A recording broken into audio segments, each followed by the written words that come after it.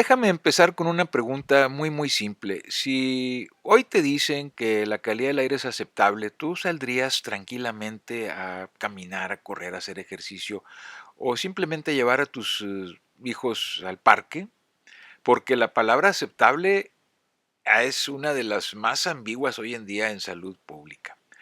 Hoy te voy a explicar lo que significa cada uno de los colores en el semáforo de la calidad de aire y salud, así como también por qué no todos los colores que no son rojos son seguros.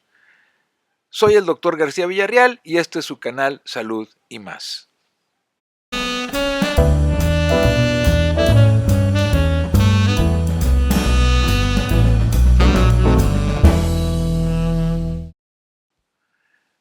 Con este video damos inicio a una saga de episodios, esperemos que sean 4 episodios, todos los cuales van a estar relacionados con lo que significan diversos aspectos de los diferentes colores en el semáforo del índice de la calidad de aire y salud.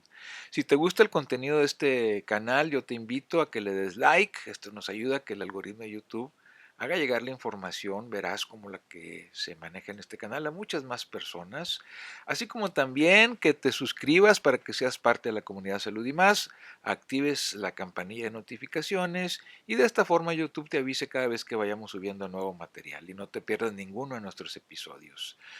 Pues habiendo dicho esto, si estamos listos vamos a dar inicio y entrar directamente en materia. Bienvenidos a este su canal Salud y más. Pero quizá te preguntes, ¿por qué hablar de esto? ¿Cuál es la importancia de este tema?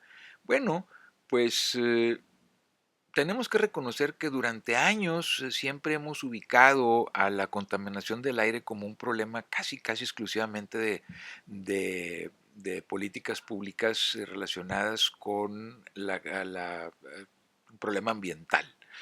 Pero nada más alejado de la realidad, porque actualmente se reconoce que la contaminación del aire es un factor de riesgo muy importante para la mortalidad en general por cualquier causa. De hecho, está ubicado en el ranking mundial entre el segundo y cuarto lugar, dependiendo de las estadísticas que revisemos, como causa para cualquier mortalidad. Específicamente hablando para daño cardiovascular, también está contenido entre los primeros 5 factores predisponentes, insisto, para enfermedad cardiovascular, a la altura inclusive compitiendo con los factores que clásicamente conocemos como factores detonadores para cardiopatía isquémica, infarto agudo del miocardio, etcétera, como son la hipertensión arterial, la diabetes, el tabaquismo, entre otros. De tal manera que, por ejemplo, los infartos, las embolias cerebrales, las arritmias, muchas veces estos padecimientos empiezan con el aire precisamente que estamos respirando. Pero, ¿qué es verdaderamente el índice de la calidad de aire y salud? Bueno, pues recordemos que esto empieza ya por la época de los 70s, 80s con los famosos IMECA, seguramente muchos de ustedes recordarán. Y luego, bueno, se ha ido transformando en una serie de nomenclaturas hasta llegar a la forma actual, que es el índice de aire y salud, el IAIS, que manejamos actualmente. Eh, eh, el semáforo es una forma que se utiliza para combinar las diferentes contaminantes más comunes de acuerdo a la concentración que tienen estos en el medio ambiente y los lleva y los traduce a diferentes colores que vamos a ir explicando paulatinamente. Entonces, esto es una forma de expresar, por eso decía yo, socialmente un problema tan complejo como es la contaminación, relacionado con el daño potencial que puede producir a la salud de nuestro organismo. ¿Y qué es, qué elementos analiza este semáforo del índice de aire y salud?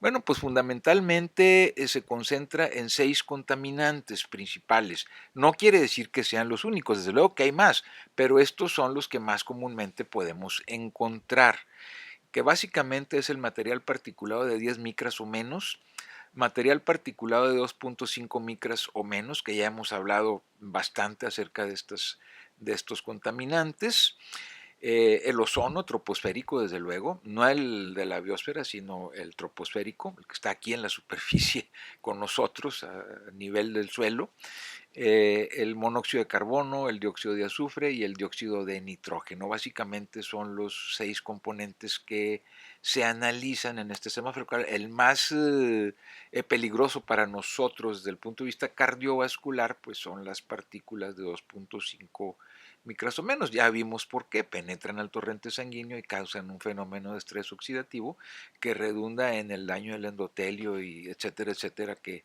eso ya lo veremos a profundidad en otros episodios posteriores. Pero insisto, no quiere decir que sean las únicas que hacen daño. O sea, igual hace daño el ozono, el dióxido de azufre, el monóxido de carbono, en fin, todos. Cada uno con sus diversas vías de actuación. La mayoría de ellas efectivamente redundan en la producción de radicales libres, pero no es la única. El monóxido de carbono pues produce carboximoglobina y libera